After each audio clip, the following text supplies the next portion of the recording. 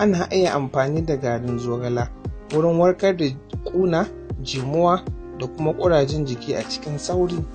Sai kuma ɓangaren gyaran fuska ko jiki, ana amfani da garin zogala wajen gyaran fuska ta yadda za ta yi kyau da kuma magance duk wasu ƙurajen fuska, kuma fuska ta yi haske da tafshi kamar jariri. Yadda ake amfani da ita wajen gyaran fuska shine, za ki ɗibi cokali guda na garin zogala ki saka a cikin kwano ko roba, sai ki saka cokali guda na zuma da kuma cokali 2 ko 3 na madara ko kuma yogurt, sai ki zuba a cikin garin zogala, sai ki kwaba ki shafa a fuska kamar tsawon minti 20 ko 30, sai ki wanke fuskar ki da ruwa masu ɗumi. Za ki ga fuskar ki ta yi haske, tafshi, tsantsi da kuma lafiya.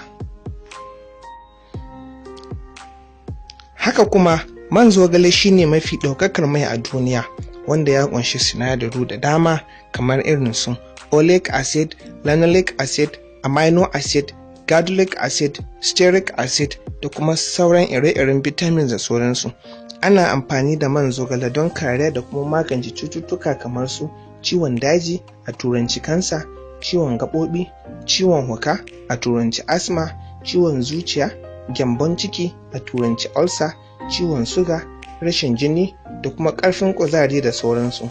Haka kuma man zogale na taka muhimmiyar rawa wajen ƙawata fatar jikinmu da kuma magance matsaloli da cututtuka da ke a cikin fatarmu kamar su pimples, ƙurajen jiki, ƙuna, tamuƙar fata, hasken fata da kuma lafiyar fata da sauransu. Man zogale na da muhimmanci ƙwarai da gaske wajen kariyar gashin kai daga lalacewa ko kuma zubar gashi. Yakan sa gashi ya yi baƙi sosai da kuma tsawo, kuma yakan magance makero da sauransu. Sayyun itaciyar zogala na da matuƙar amfani domin yana magance cututtuka daban-daban kamar su ciwon haure, ciwon huka, mura, ɗan kanoma, ciwon kai, gyambon ciki, zazzaɓi, ƙarin kuzari da sauransu.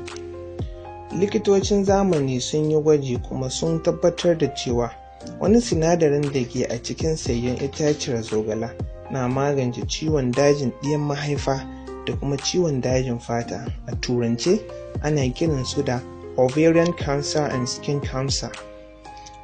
Sa'an nan kuma furen wannan itaciyar zogala na da matuƙar amfani ga lafiyarmu saboda muhimman sinadarin da ke a ciki. Akan yi amfani da furen zogala ta hanyar yin shayi domin magance mura, ciwon makoshi, ƙarfafa sojojin jiki, rage nauyi ko ƙiba, kuma takan ƙara kuzari, sha'awa da magance duk wasu matsaloli dangane da saduwa da iyali. Haka kuma ana iya markaɗe furen zogala domin yakan taimaka wajen ƙara ruwan nono ga mace mai shayarwa, kuma yakan magance cututtuka da suka shafi mafitsara.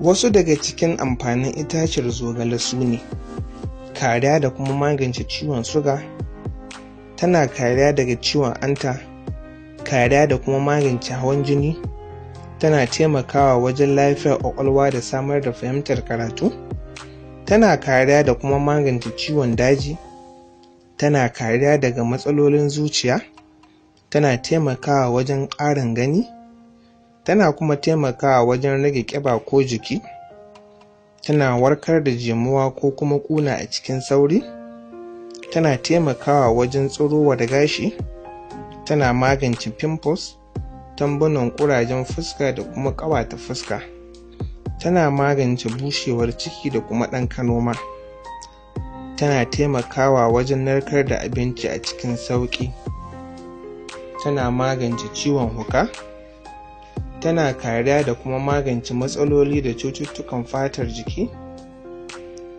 tana ƙara ruwan nono ga mace mai shayarwa, tana magance gyambon ciki, tana ƙarfafa ƙarfin jiki da sauransu.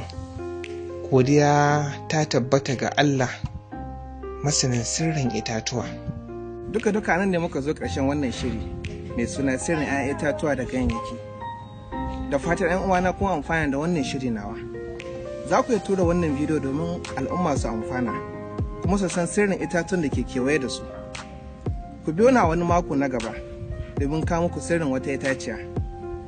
Naku har kullum Usman Ibrahim Shehu, wanda aka fi sani da Natural Kyau, ke ce muku sai wani makon Allah ya kai mu. Ku huta lafiya.